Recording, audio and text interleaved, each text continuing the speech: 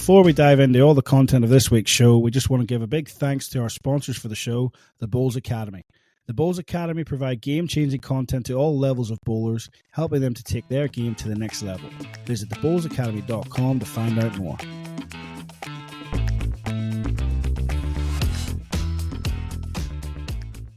Welcome, everyone. Back for another week here of What a Load of Bowls, brought to you by the Bowls Academy. This is episode 31. I've got a double dose of good news for you this week. First part is Simon's not here. He's prioritized his day job over the podcast this week. But I've got a stand-in co-host this week, and it is last week's interviewee, Neil Dalrymple. Neil, welcome back. Thanks, DJ. Good to be here. Good, mate. It just thought it'd be a good time to get you back on, so thanks again for your time. Obviously, we recorded the interview prior to the announcement that came out last week. Yep. So now that the announcement's out there, we know Commonwealth Games we're going to be in. It's going to be some sort of an indoor format, I believe. What else can you tell us then? Yeah, look, it's obviously exciting, as you say, and we're probably more relieved than anything else, and that we're in the 10. In terms of the next steps, we've actually started the process of working out what the competition will look like, and we're waiting for Commonwealth Games Federation to give us a bit more information about how many days, how many athletes can we fit in, what are the session times. So I think there's still a fair bit to work through before we can actually announce exactly what the disciplines are going to be. Okay. Because there's quite a few unanswered questions, but look, we know it'll be indoors. We think we're working on a couple of rinks, so maybe up to 3 rinks. So again, that limits the amount of competition we can play. Given that in past Commonwealth Games we've been fortunate to have 4 outdoor greens. So now we're going to be working with something quite different. Yes, it's going to be indoors. That's been made very clear. So, but yeah, I think there's things will move pretty quickly. Given that we're well less than 2 years to the games, and so. The work will be starting over the next couple of weeks and probably, hopefully, be finalised sometime before Christmas. Nice. So we're sort of looking at that portable rink that they use over there in the indoors, that Potters and stuff like that there, just a bigger version of that? They may have to build something specific. So, like if we're talking, say, 3 rinks, I mean, the Potters rink is a 1-rinker. Yeah. So, whether they build one large 3-rinker or 3 portable rinks. I would imagine that you'd go and try and have one large portable rink. So, meaning that you could put the spectators around it, set up a broadcast rink, specifically where the cameras will be. So, I'm thinking that's the kind of the way that we'd probably go. Nice. So a lot of work went in behind the scenes. It did, yeah. No, look, it's been a long drawn out process. I mean, I think it's been difficult for Commonwealth Games Federation to do the deal and find the host and make sure that the games actually happened. And I think that's probably from the Commonwealth Games movement. The fact that it is going on is important. If you as soon as you drop an event, it's hard to come back. So and then of course the next step will be, well, what does 2030 look like? And that's going to have to happen pretty quickly too, I would imagine, because before we know it, it'll be 25 soon, and that's 5 years away from the next Commonwealth Games. So, I think everyone wants to, and the reaction's been great from, lots of athletes and sports that made it. Obviously, there's a lot of disappointment for the sports that didn't make it, and I think there was a bit, they're a bit upset. So it just shows, the Commonwealth Games still means something for most people in the sports world. That's it. So, a lot of painstaking work behind the scenes, still a bit more to go to finalise it all. Any truth that the podcast was what got it over the line? Well, I don't know about that. I don't want to lie to you, the audience, but it may have contributed. But anyway, I think the decision might have been made before the last one. But anyway, we'll that's good. With that. I'm happy with that. That's good, man. That's good. No, so basically we're in. We don't know the format yet. People are going to have to sort of adapt. I'm assuming we're not going to be seeing bowls the way we normally do, but at least we're in there because there was a chance we weren't going to be in there. So it's a way to keep it going. DJ, we'll have Able and Para. So that's brilliant. That's been a push for, that's the uniqueness of our sport and a few others that can obviously have Able and Para. So I think the great thing is Abel and Parabolas will be on the same green playing possibly at the same time, and that's good for the sport as well. Massive benefit, man. It's definitely it's one of our massive pros. Yep. So it isn't probably one of the reasons why we were able to get in there. Well, Neil, thanks for that. That clears up a bit of stuff for leading on from the last interview. So appreciate you coming back again. DJ. And it's for now, folks. We're going to tune back into part 2 of Aron Sherriff's interview. Everyone's got a good bit of feedback about that. I don't know if you've heard it yet, Neil, but I've got a good bit of feedback about how candid Aron was in this one. Yeah. And I can promise you part 2 is even better. So, well, he's a good guy, and as we all know, he's one of the best in the world and has been for a long time. So I wish him well in his retirement and wish his family well. So he's a good guy, one of the good guys. Thanks very much, Neil. And everyone, here is part 2 of Aron Sherriff.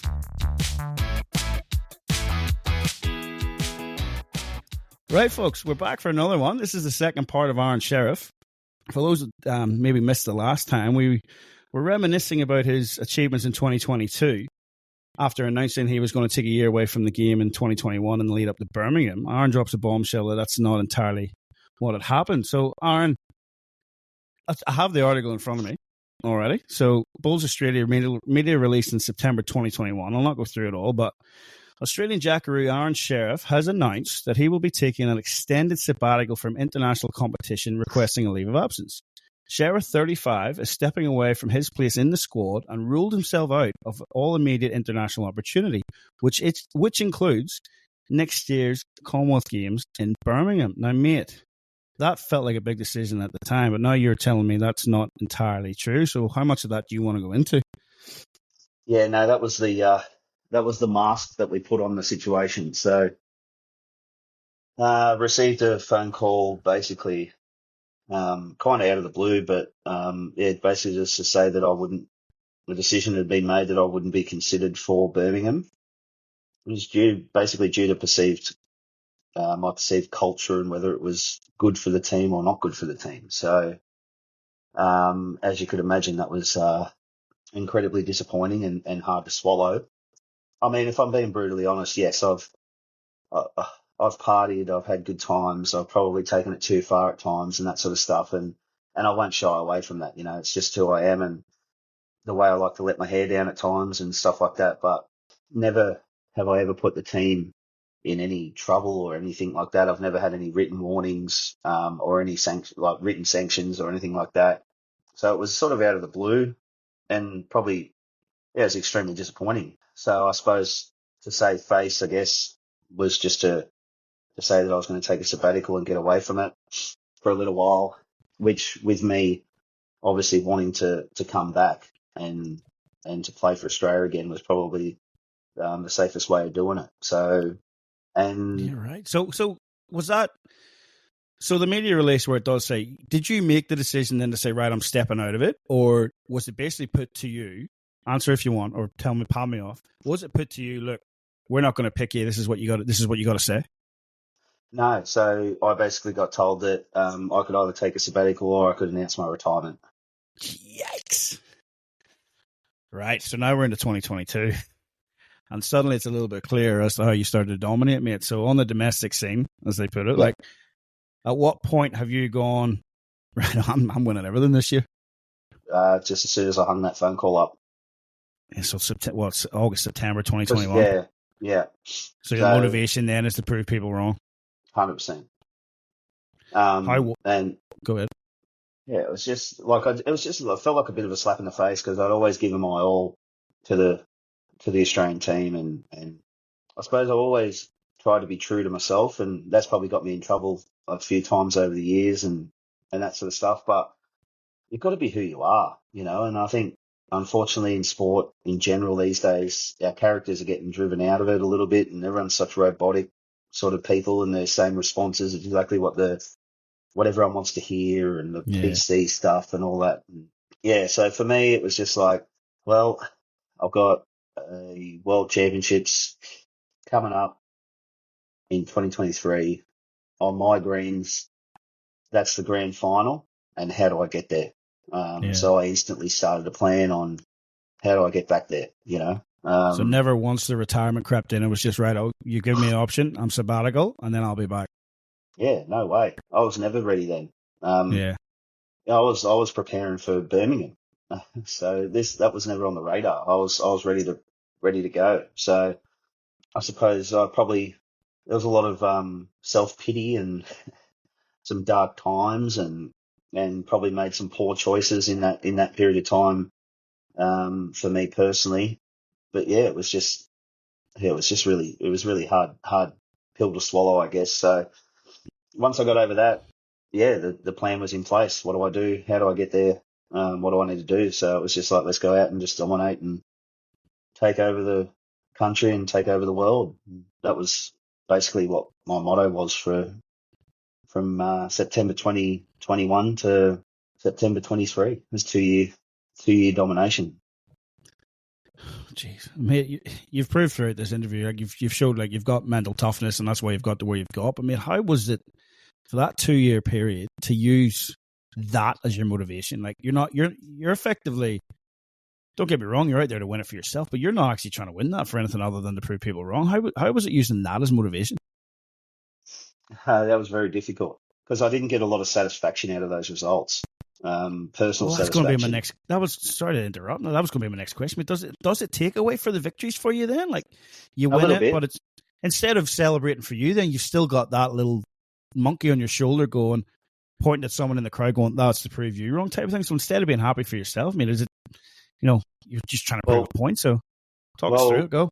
well, I suppose that's why the celebration this year when I won it for the third time was probably the most that anybody's ever seen me celebrate. Just the arms in the air, the screams, the everything like that, because it was an actual relief to be able to win the Australian Open singles for myself For you. and not to prove people wrong. Yeah, it was a very interesting period of my career. When I look back at it, it was extremely satisfying to do what I did and to be able to have the stamina, have the mental strength, have the will and everything to just to turn up to every major and win it. But also probably didn't realize how much it would impact me mentally once the World Championships were finished, and then having no goals, having nothing to strive to, having achieved Yeah. everything that I wanted to. It probably impacted me pretty severely mentally, I would say. Well, that's what I was going to say, man. That sounds from the outside looking in like just a massive burden. You've had 2 years of getting yourself up because of that decision, winning everything you can, then you get to that dual gold, and yeah, here we are. Like, what a burden. Yeah, it was tough. It was that. Yeah, I guess that was the hard part. Was like being proud of myself that I would win them, but knowing that I won it to prove someone wrong or to prove that I was still worthy of being selected for Australia. Yeah, it took its toll. But yeah, no, looking back at it, it was like one of the most successful periods of my career. But at the same time, it's got a bit of a dark sentiment to it too. Well, it was scary, but that's the thing us outside don't see. Like, just what you had to go through to get to that. It just looks like Aron Sherriff's just flicked it on here and he's just on, but that deeper, darker side of it. Okay, well, here we go. We're going to talk about Jackaroo camps in a little bit. That's why we're two parts. We've got a bit more to talk about, but just quickly while we're on that, how was that 2 year period in camp? Like, those people that had made that decision, I'm assuming were still sort of there and floating around. How was it being in camp then for those 2 years getting ready for Worlds after you've been told Birmingham's no for you? Well, I took the 12 months away and had no contact with anyone for 12 months. I just said, no, I need to go. Wow. Yeah, I just said, I'm going. I need 12 months. Go and do your Birmingham thing. I'm going to do my thing, and let's reconnect in 12 months' time when the next squad's announced. So Gary was the coach then, and Gary and I had a really good conversation for a couple of hours about me coming back, and obviously I had the runs on the board, so there was no denying I deserved to be there. It was just working on a few other things and getting back into it, and we both agreed to that and agreed to terms and how it was all going to work, and it was on to dominate the world at the championships in 2023. And that you did, big fella.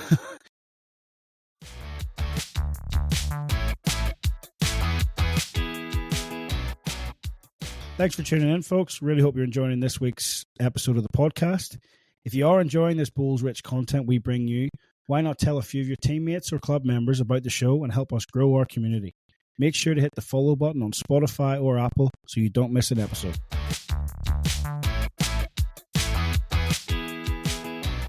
All right, man, so this is where I sort of planned to ask you what you're going to do future-wise in Bulls, what goals you still had. But obviously, in the planning of this, you've obviously made your decision to retire from Jackaroo. So what is next for Aron then? Are you still planning on trying to win all those big events, the Aussie Opens? He's still going to represent Queensland. And, what plans have you still got?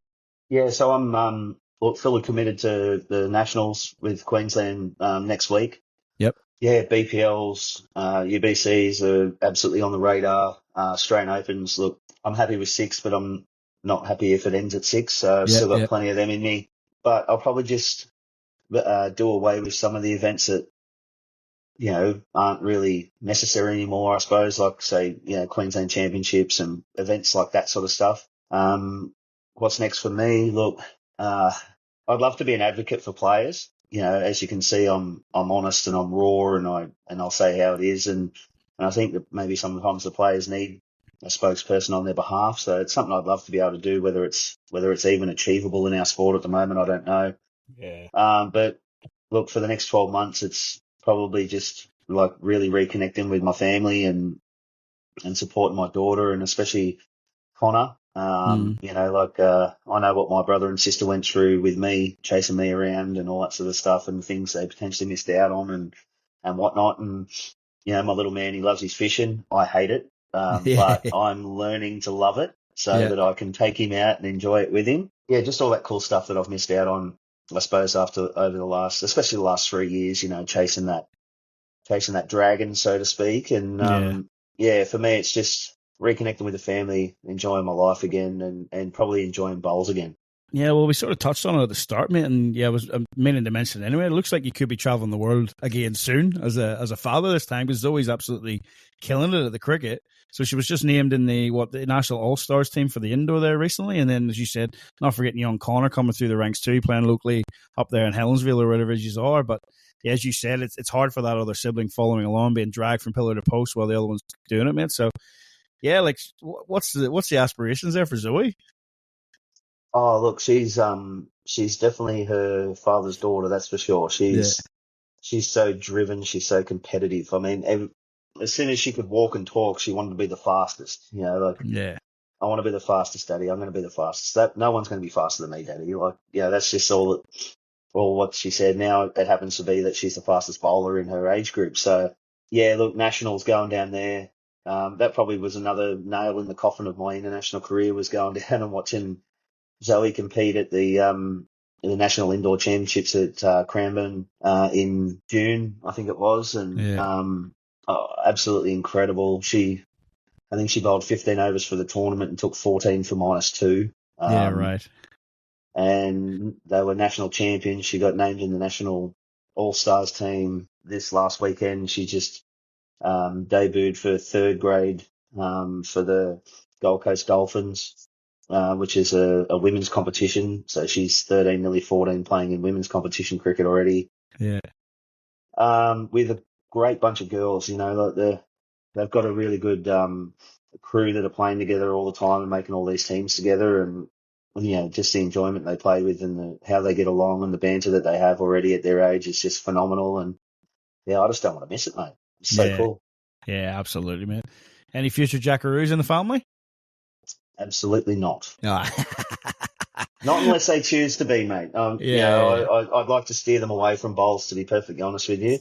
And I'll always support whatever direction that they want to take. And, I'm really proud of what Zoe's doing in her cricket at the moment, and just really excited about what Connor decides to do. And if it's a professional fisherman taking out trawlers and God knows whatever else, and that's what he chooses. So no, it's really exciting. Bring it on. All right, mate. We've gone through a few home truths there about being a Jackaroo, but mate, honestly, what did it mean to you to be a Jackaroo from that first call up to retirement? What did it mean for you to be in that camp, picked for all those events, representing Australia? It's the greatest thrill of my life, other than getting married and having kids. For me, to represent Australia was everything. It was my goal. It was my ambition when I grew up. absolutely loved it. As I said, I've had some setbacks, and guess what? I brought them on myself. Don't worry. I'm not innocent in this situation. But to go out every time and represent Australia and do it at the best I possibly could. The people I've met all around the world, the travel, the lifestyle, the opportunities, just the connections, everything. It's been an absolute honour and a privilege to represent our country and the people involved in it. And I suppose I'll just take this opportunity to thank everyone that took the time out of their lives to comment on the posts over the last couple of weeks about the retirement. I mean, I never ever got into this sport to be a role model or to inspire people or anything like that. It was just, I'm a sport nuffy and I absolutely love competitive. I love combatment. I love all that sort of stuff. And I just wanted to be the best that I could possibly be. And to read the comments and I suppose just all if I inspired somebody or people love sitting at home watching me compete and love what I did, it was really humbling. Probably choking up a little bit now, just talking about it and thinking about it. Just thank you so much for your kind words, and I'm glad my career could have an impact on your life, and those comments have impacted my life recently, so thank you. Yeah, well, mate, I was just inside there now with the kids saying, Daddy's got to go do an interview for the podcast. Now, they've probably watched. So I've got a Zoe too. She's 10, nearly 11. Leah's 9. Noah's 4, right? I don't think he's seen me play bowls. The girls would have seen me play maybe 3 games each, right? I've just said I'm going out to interview Aron Sherriff, and Zoe's like, oh, from the TV. Same with Gary as well. Never seen Daddy play, but yeah, you know who Aron Sherriff is. So I mean, absolute honour. So it was to watch you play. So we'll go. I'll bring it to you. Don't worry, we'll get there. But I'm going to go back into the Jackaroo camps again because there's a lot of naivety from the outside looking in. Just give us a bit of an idea, mate. What are those camps like on and off the green? What are you experiencing while you're in there? And does everybody get along all of the time, or do you get a bit of biffo every now and again? I suppose a term that's used is the Jackaroo's family, and a lot of people would hear that terminology, Jackaroo's family, and it's probably more like a family than we'd like to actually admit, and it's not all the nice stuff about a family. Yeah. There's backstabbing, there's backfighting, there's whinging, there's bitching, there's moaning, there's carrying on. Don't get me wrong. It is a family because not everyone gets along. Not everyone's best friends. We're all competing against one another. It's a dog eat dog world, and there's some pretty average times, but I can absolutely guarantee you that every single time that we go out to compete, whether we're on good terms, bad terms, no terms whatsoever, we give 100% plus to wearing that green and gold jersey, and everybody in Australia should be proud of how the Jackaroos actually carry themselves and how they perform.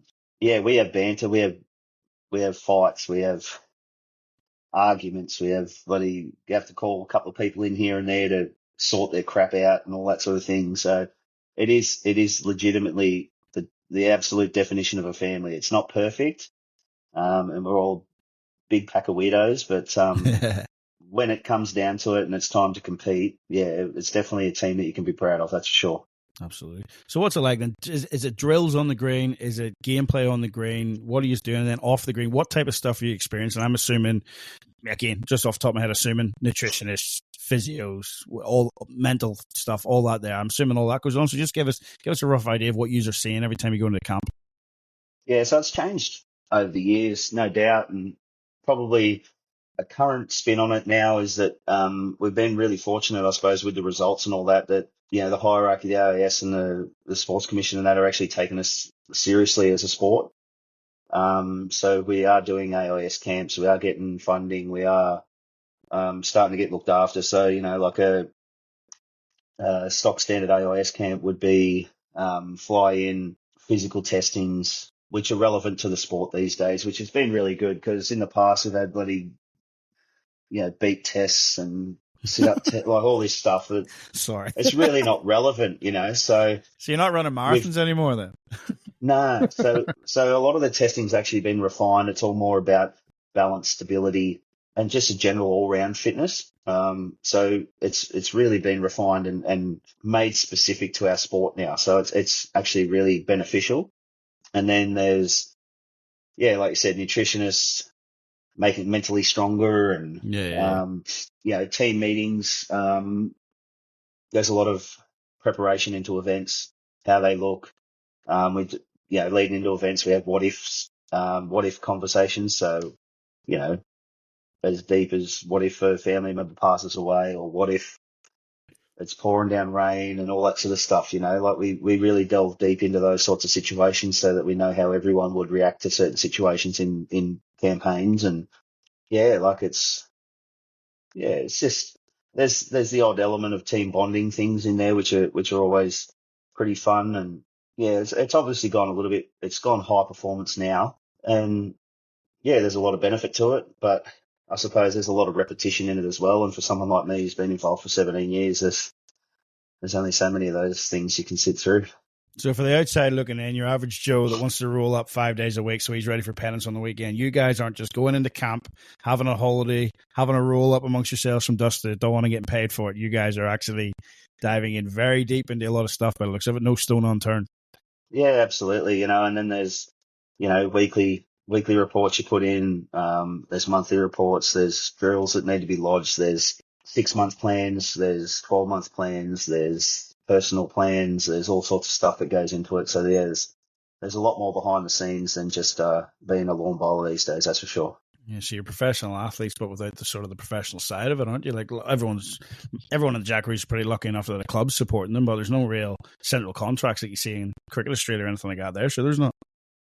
No, there's nothing. Yeah. So if you don't have a club and good sponsors backing you, or a understanding boss in another industry, then there's definitely not a career for you. Dear me. So yearly, man, what are we looking at yearly? How many camps are you going to? How many weeks away are you going to the Jackaroos camp? Well, I suppose, again, it's another variation. Like, if you're leading into a major event, you've got to go somewhere like, they'll be fairly repetitive. But I suppose that the only good thing that came out of COVID was that we realised that you can actually have a Zoom meeting. You don't have to fly in to actually meet one another. You can kind of meet each other on social media. So, a lot of the team stuff now can be, again, those sorts of portions of it, whether it's a fitness thing or a nutrition thing or a mental thing or whatever, they can actually be done by Zooms now. So probably the camps aren't as regular as they used to be. But I suppose the Zoom time and the IT meeting time has probably increased a lot more, obviously. Yeah, okay. So you're talking, what, month, 2 months a year? Leading into Adelaide, for instance, back in 2012. Oh, geez, we were there every third or fourth week for about 3 months. Yeah, right. We would have had, we would have had 5 or 6 trips there in 4 months. Gee, so you're spending anywhere from 8 to 10 weeks away from the family for camp back then, as well as playing for your club, working for your club, playing in tournaments, playing in state events, playing in zone events. So it's just nonstop for you guys. Yeah, and that's probably the biggest difference between Australia and like overseas countries. Like you see the longevity in like an Alex and a Paul's career and Robert Wheel and those guys, and they play 5, 6, 7 Commonwealth games and World Championships and all that, is because they basically just play those events. Like they get themselves up for a major event and then they go back to their life and they do their work and their family and their business and all that sort of stuff, where really if you want to be an elite athlete in a Jackaroos program, you've basically got to be competing for 10 to 11 months of the year. Yeah, and like you sort of say, which brings me into the next question too. So getting close to the World Championships and the Commonwealth Games, you alluded to it in the other interview. You guys are just hammer and tong at each other until about 3 months to go, and then you get the team, and then it's like, what do you do? So how does that come about? So is there a final camp where you all know, right, we've got a week here to put our best foot forward, the team's going to be announced at the end of it, and then how's that process? He's called into your room. Are you called into your room because you got picked? Are you called into your room because you didn't get picked? Is it a group thing? Is it individual? How does that go? Yeah, so the last few majors, they've created an event called the Multi-Nations. Yeah. Which we've hosted a few of them, or we've been able to enter 2 teams into that. Yeah. And they've created that as a capped event, which is, I mean, it's good in its way, but it's not good at the same time because you potentially play a multi-nations and you're a capped Australian when my personal opinion is that the only real time you should get your cap is like a World Champs, Com Games, Asia Pacifics, Trans-Tasman, major events, Major so event, not a pre-event type thing. that's right. So we've had these multi-nation events have been created, and they're kind of I suppose it's a practice run for the host nation that's going to run a major event.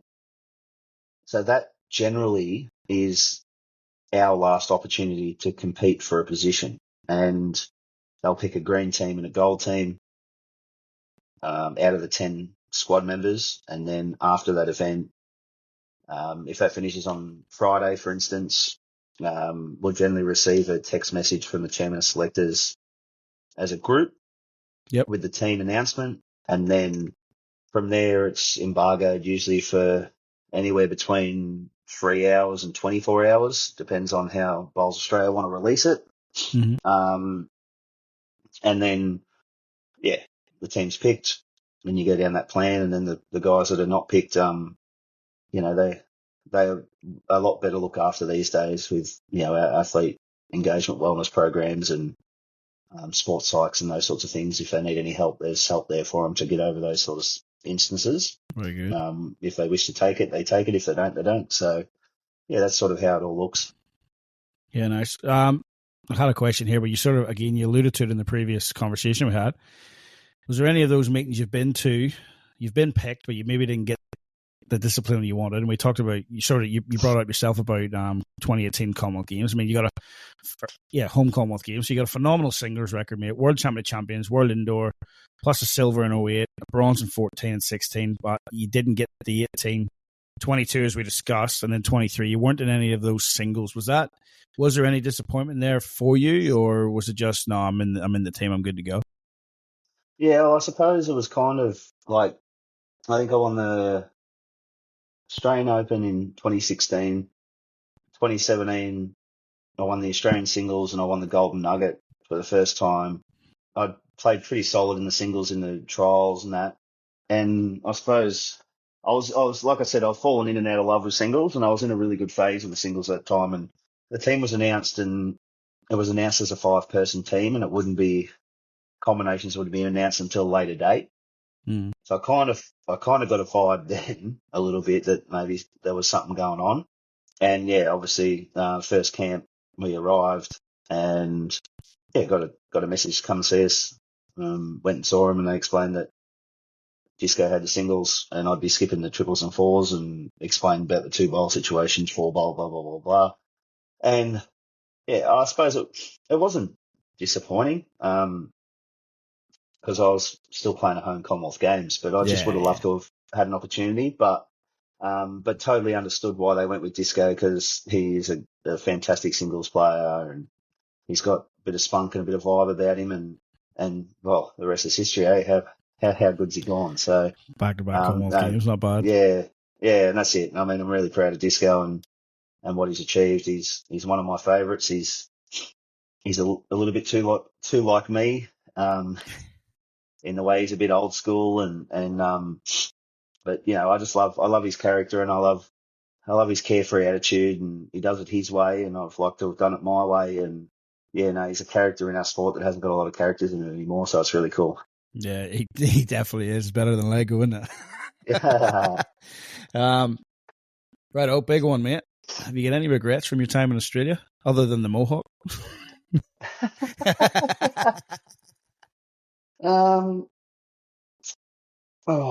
Regrets. No, mate, I suppose I don't like to live in life with regrets. Like I said, I've probably made some poor decisions on tours at times, but most of those decisions were made at the end of events, not during events. I've always felt like I've given my everything to playing for Australia, and probably more domestically where, I probably could have behaved myself a little better and that sort of thing. But, look, it is what it is. I've had a great journey. I feel like I've done it my way, and I suppose since the retirement, and obviously seeing the way people have spoken about me and all that, I've entertained, but I've entertained in a respectful way, and you know, I always like to give people my time, and yeah, I just hope that any bowlers out there looking to playing for Australia, don't change who you are, don't change your game.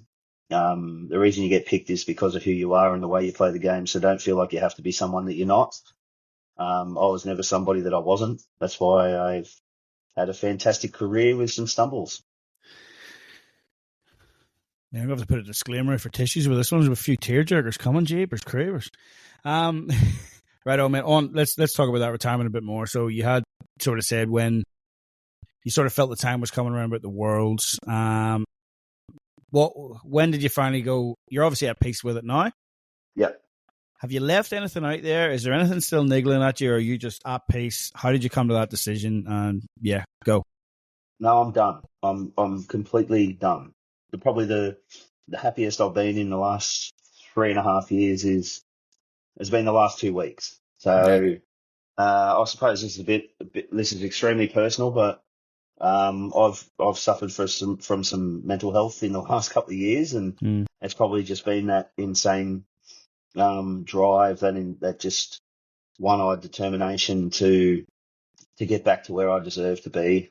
I didn't really realise how big a toll it would have taken on me, and it has. So there's been some pretty average times, some pretty dark times. It's taken a toll on my family life and that sort of stuff. So fortunately, I've been able to rectify that in time without losing them all. So the happiest day the biggest relief was when I actually announced that I was retiring. And you know, I've been toying with the idea for so long, and it's been very difficult. And I suppose the anxiety around the decision was how many people am I letting down by playing for Australia, or by not playing for Australia anymore?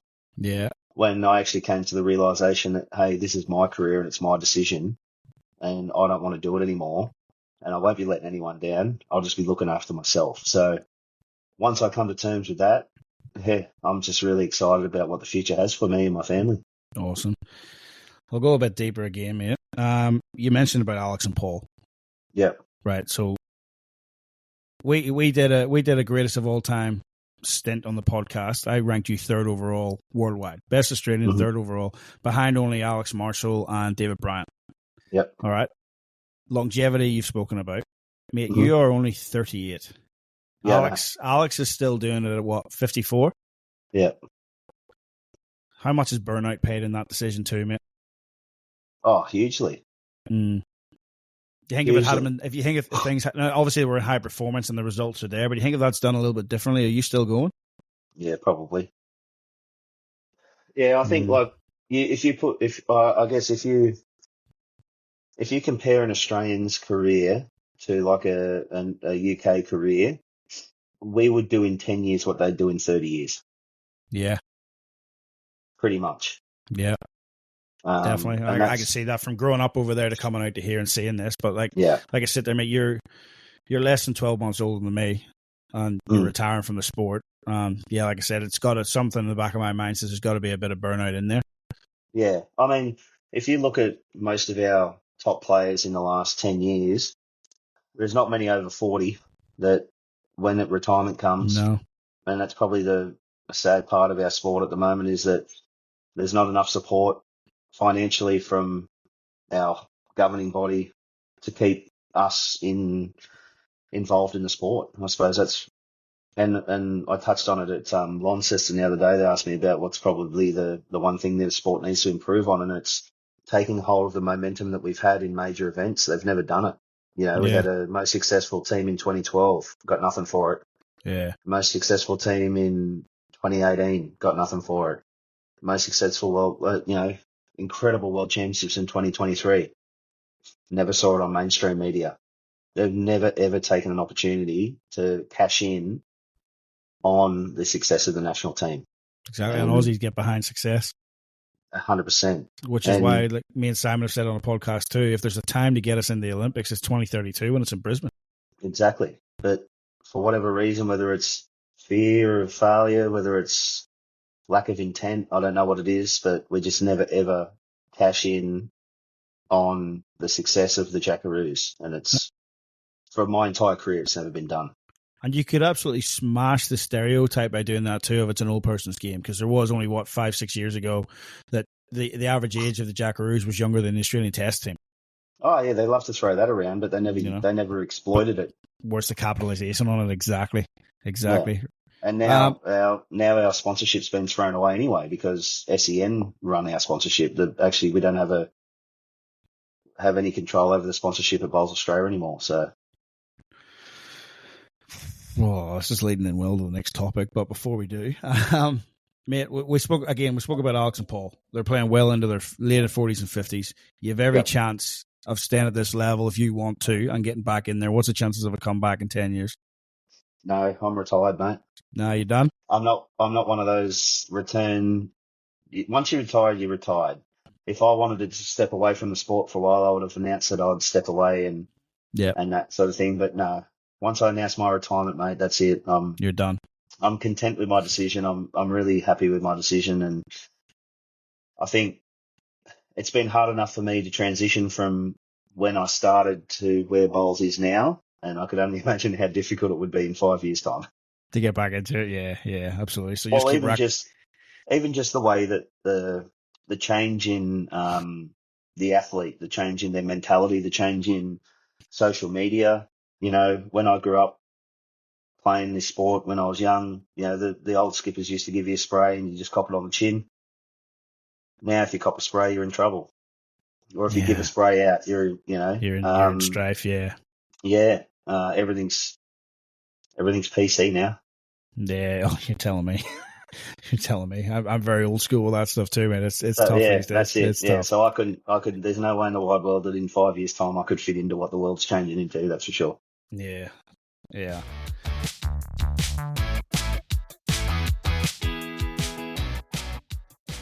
Okay, mate. So, like I said, it was leading in pretty well to the next topic. Now, you've seen most of these questions. I've thrown this one in today. State of the game. How do you feel the game's set up at home? Any changes you'd like to see made? Well, obviously, I'd like to see our players get paid. You know, I think for the sacrifices they make.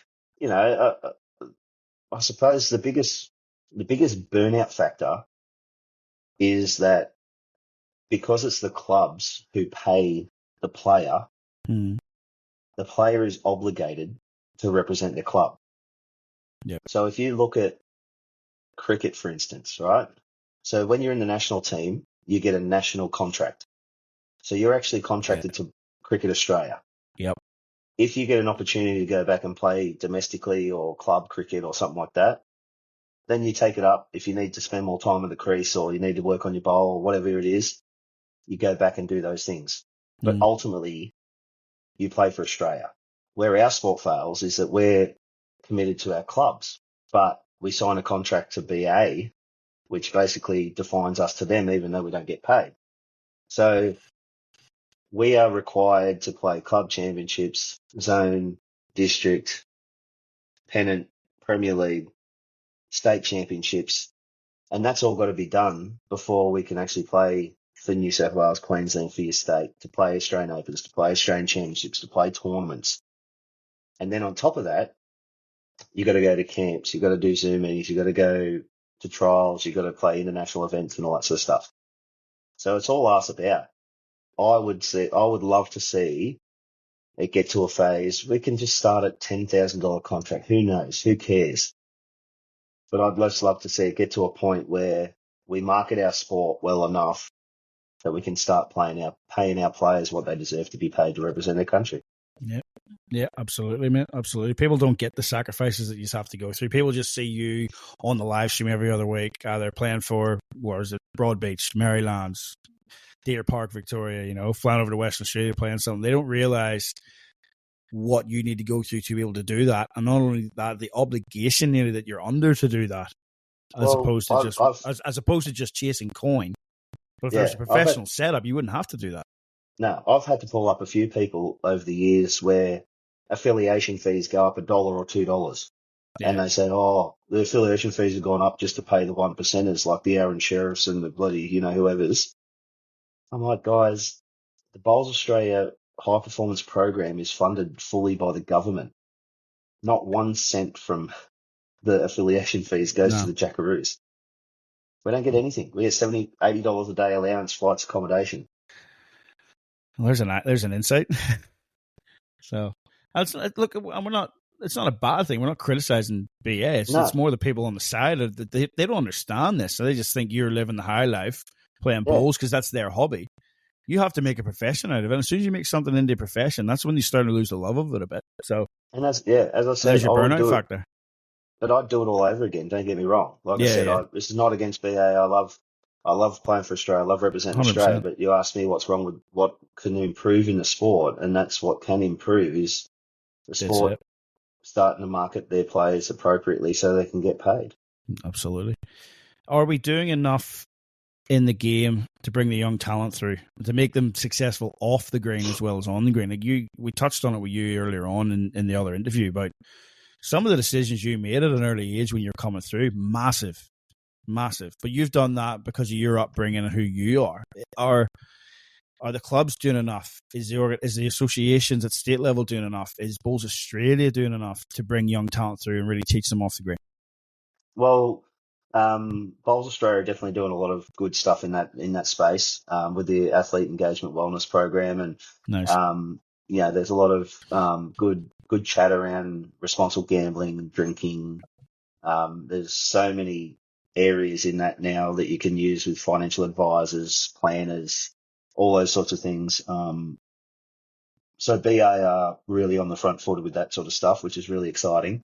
But I just think that it'd be good to see clubs have an obligation to the athlete as well. Like, I mean, I've seen so many young people who are currently now struggling with gambling addiction, alcohol addiction, struggling with finances, even though they've earned huge amounts of money over the last 10 or 15 years. And I put it down to the fact that they've given these kids money, they've given them free rent, free accommodation, like free everything. And they've actually really taught them no responsibility when it comes to money. Yeah. I think it'd be fantastic if these clubs, yes, give them a contract, give them free rent, so to speak, but say, look, we're going to take $150 or $200 out of your wage each week and put it into a trust for you. Hmm. And that would have to be signed off by the player and the manager or the treasurer or whoever it is at the club at the time. So if someone's on a 5-year contract and they get $200 taken out of their pay each week, well, that's 10 grand a year. That's 50,000 after the 5-year contract.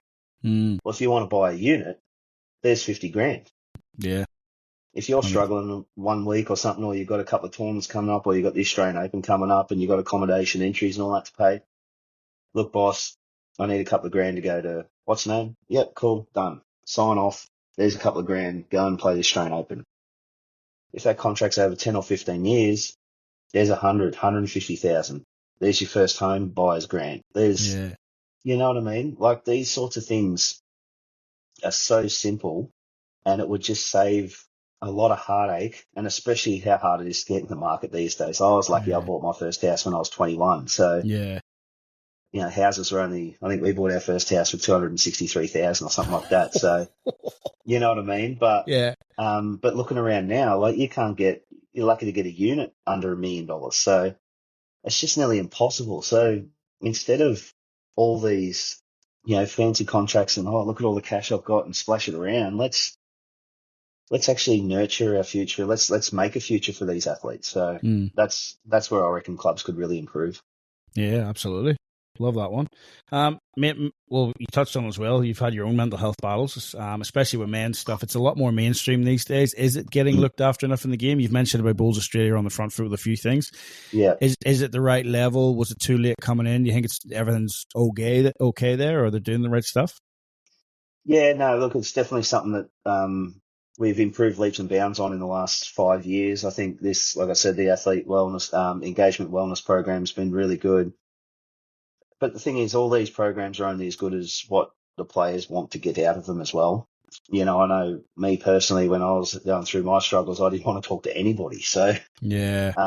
that's where it gets difficult. But I suppose I've sort of spoken to a few of my boys that are still within the Jackaroos that are younger, and I've probably got a little bit more vulnerable with them in the last couple of years.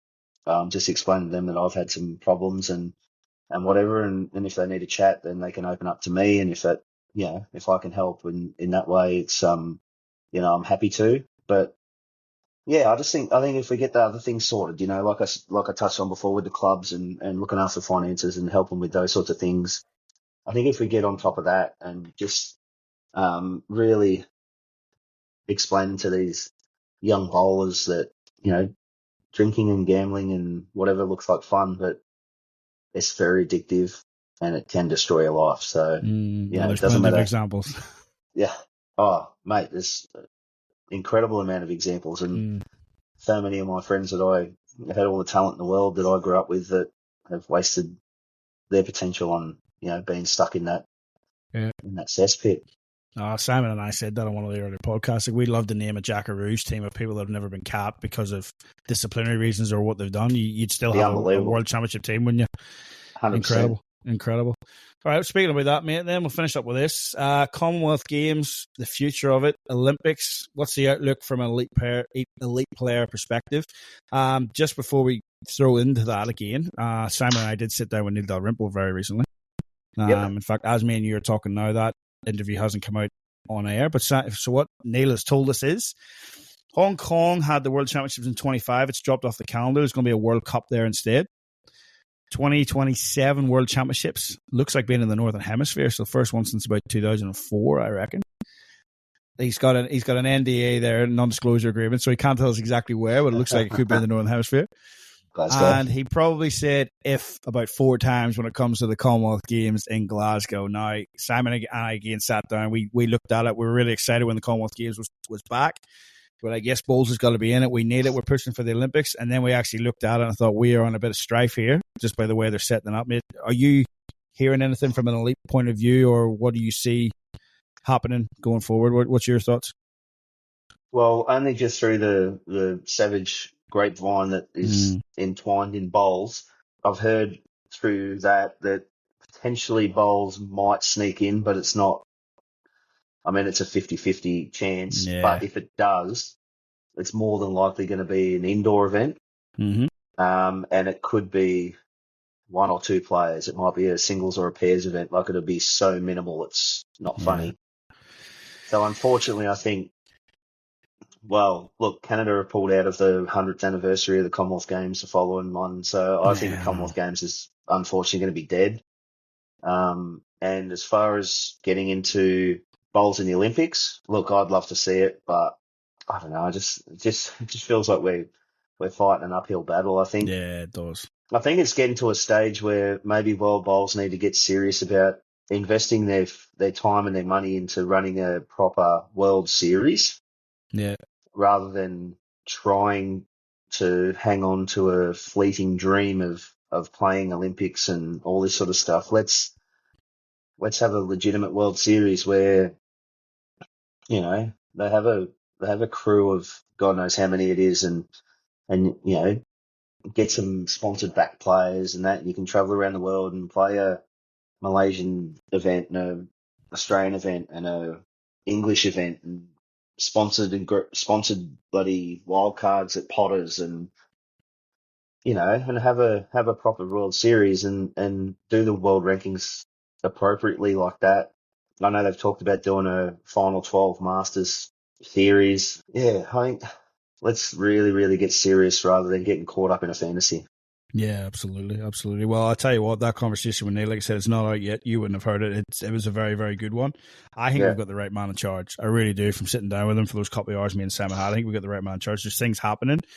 I mean, I was blown away, and I'd say Simon might edit this, but I'd say his interview's coming out before yours. Bowls Australia is more than 10 times the size of World Bowls as an organisation in terms of I know. That is insane. Yeah. That is insane. So that's the uphill battle that Neil's got. He's got to try and, because you always see it, the world of bowls, the money just stays within it. Like, they take a licensing fee off the sponsor. That sponsor will then sponsor an event, but then the supplier will sponsor an event, but then that supplier gets the money back by selling the bowls to the clubs, to the people. It's always the same. Like, it's Taylor, it's Henselite, it's Aero sponsoring events. We need to get back to the old days where you had Mazda sponsoring, where you had the big one. So that's the big drive that Neil's got to get to now. Well, the thing is, right, love him or hate him, he's a polarising figure, but Gary Lawson and I and Besser and that sat down about 10 years ago. Yeah. And he said, why doesn't World Bowls take $10, $15, $20 out of every set that's manufactured in the world throughout the year and put that into events? Mm. So you've got the licensing, the World Bowls license and all that sort of stuff that needs to be, for them to have bowls and things. So if there's 10,000 sets of bowls sold per annum, which I'm sure there's probably more, and you took $20 for every set, Yeah. you just bank the first year, and then the second year, and then Build it up. you build it up, Yeah. and then you get your top 32 players, and you start flying around the world and go into casinos and host major events and go to these big places and actually, like NRL's trying to do with Las Vegas. Yeah. Okay, Turtles touched on that as well with our interview. He actually played in a casino in Johannesburg or something like that, I think, back in the day. But speaking to Neil there the other day, so they do, like, every supplier, I don't know what the licensing fee is, but every supplier has to pay a licensing fee to World Bowls to be able to use that stamp. So I don't know how much that is, but you're right. Do they look at increasing it? Do they decrease it? What do they do? How's that going to affect us on the ground? But they actually have to buy bowls. Are they going to increase the prices in because that's happening? Well, how many times have they increased the prices anyway? What's an extra $10? Insane, isn't it? Oh, mate, I've been in Australia 10 years now, and they've shot up. It's insane, but yeah, just some of the battles we fight every day in the sport, I suppose, isn't it? Absolutely.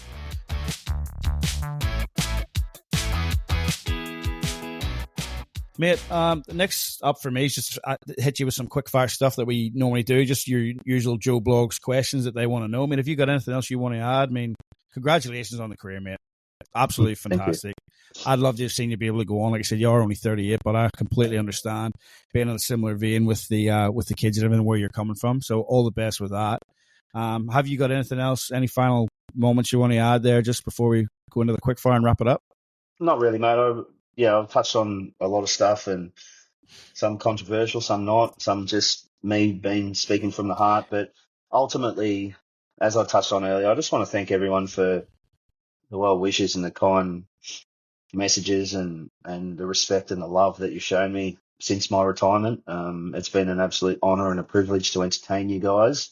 But it is only the end of my international career, so I do have huge aspirations to still entertain you all via BPLs and UBCs and winning plenty more Australian Opens and all that sort of stuff. So thank you, love you all. And I am just Aron Sherriff. I'm Omar, that's it. So if you want to come up and have a chat, get a photo, say good day, please come and do it. I really love it. It means a lot to me. Thank you. Yeah. Awesome, mate. Awesome. This has been a great chat, so it has got a little bit to go still, but this has been a great chat. Controversial, yeah, some people will find it that way, mate, but me and you know ourselves from the type of people we are and from being in the sport. It's only really controversial and offensive to people if they don't like it or if it hits home with them. So, I mean, I don't think we've done anything here untoward at all. You've given us a really good insight into the elite players' perspective and what you guys have to go through, and people need to really get in touch with that a bit more. Man, I've loved sitting down with you. Just the whole stuff from earlier on, like buying the house and taking your time away to do this and that because you were focused on that at 22, having just been in the World Championships, mate. Unbelievable. It's really opened my eyes. But let's wrap up with some quick fire stuff, mate. So, make, model, size of bowl. Aero Optima 3.5. Best greens you've ever played on. Either Broadbeach Green number 4 or Burnside in Christchurch. Favorite player you've ever played with. Nathan Rice. Any players out there you hate to face for one of two reasons? Either they're a tough opponent or they're just not a very nice person to play against. I'll let you pick. Well, it's funny you should say that. I'll keep this as brief as I can. Go for it.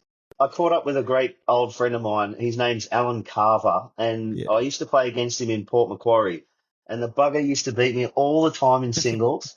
And I hadn't seen him for years. And when I was in Launceston at the singles event last weekend, I caught up with him, and it was really, really good to see him. I wouldn't say that I hate playing against him, but he was the one guy that I could never get over.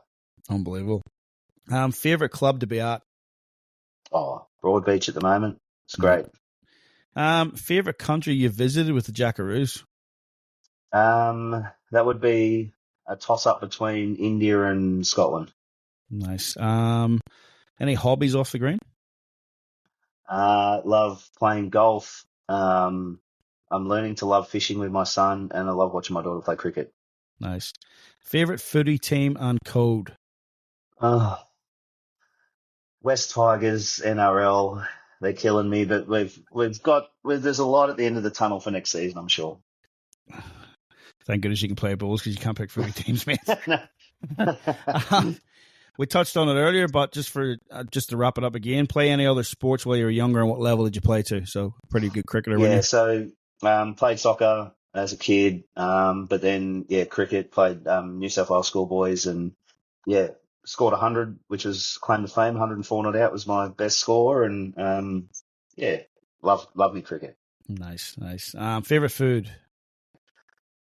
Oh, look, spicy, Thai, Indian, that sort of stuff. But love a good steak and veg too. Favorite drink? Beer. Favorite holiday location? Well, I would say that Fiji is probably the place I love the most. It's just so laid back. The people are beautiful, and it's a great destination for families. Phenomenal, so it is. And now we went there on our honeymoon. I'll take the kids back someday. Yeah. If you weren't playing bowls, what would you be doing? Oh, probably in a mental institute. I don't know. It sounds like bowls nearly put you there. Yeah, I know it does. Don't worry. No, well, if I wasn't playing bowls, I'd probably be playing some low-level cricket or God knows what. Yeah. I wouldn't have a clue, to be honest. I haven't even thought about that. Yeah. If you can change one rule in the game, what would it be? The foot fault rule. The foot fault rule? Go on, give me it. It's a joke. The foot fault rule is a joke. My opinion is, as long as you have a foot, or your back foot. Yes. As long as you have your back foot on the mat at the point of your setup, you're releasing the ball from the mat. Exactly. Who's jumping 3 meters down the green consistently and getting an advantage out of it? Doesn't matter what you do. It's going to be. There's a podcast about it. I mean, if you haven't listened, go back and listen to it. Yeah, and I feel sorry for a bloke like Sean Baker because he's got an enormous step and he's got a pause in his delivery and his back foot comes forward. So when his first step's taken, his back foot's actually on the mat, but because of the pause, by the time he gets his arms through, he looks like he's foot fault, and there's so many still photos, and people don't understand. Oh, it's dreadful. I remember seeing one. Look at that. Yeah. Sean is an extreme example of that. Yeah. He is a very extreme example of that. But yeah, absolutely. I don't see. Tell us, mate. You're an elite player. What's the advantage of what he's doing?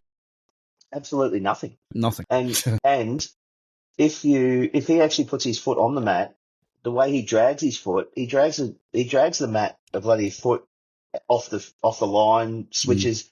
And then the bugger that's playing behind him's got to go and straighten up the mat all the time. So he's probably doing him a favour by what he's doing. Yeah.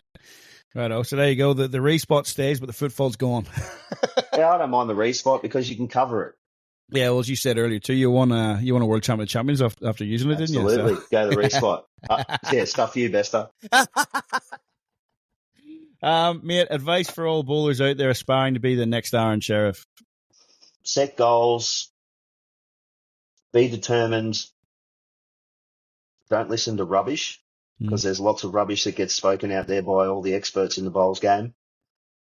And test yourself in practice. Like I said, before there was flapjacks and all that, I used to get sets of bowls out and I'd create heads and scenarios and visualize me doing what I did at the Australian Open this year. And without those sorts of things, that shot's probably not even achievable, or maybe my career wasn't achievable. I don't know, but just set realistic goals that are going to take a fair amount of time to achieve.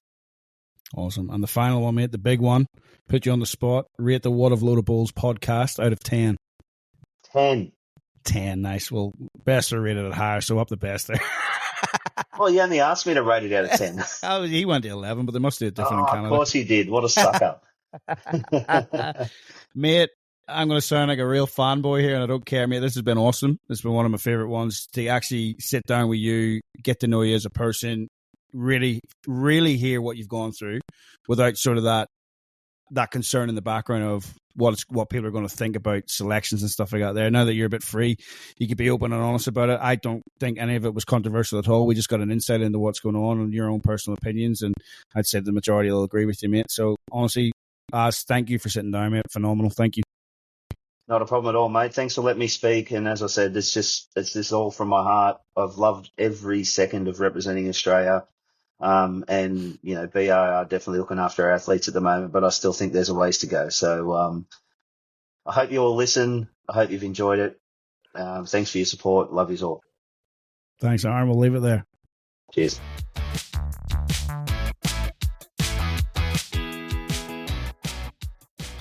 There you have it, folks. Aron Sherriff.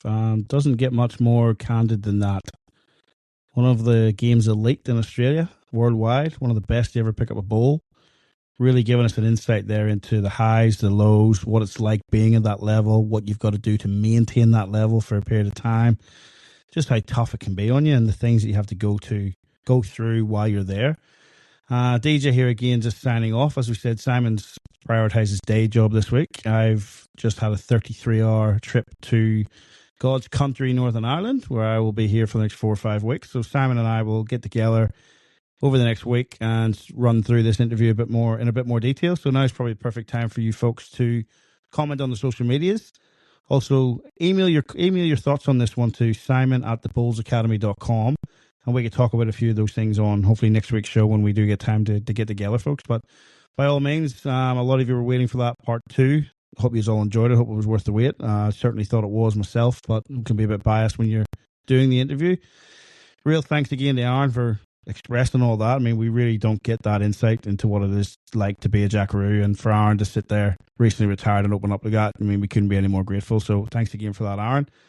And that'll be it for this week, folks. We'll talk about the Nationals and everything next week. The results from the Nationals. A few other events starting to come up over the next month, especially worldwide with like the Hong Kong Classic and things coming. So hopefully we'll get a few results for that. But that's it for this week, folks. So as always, keep that little disc on the inside. And in dedication to Simon, good luck on the greens, folks.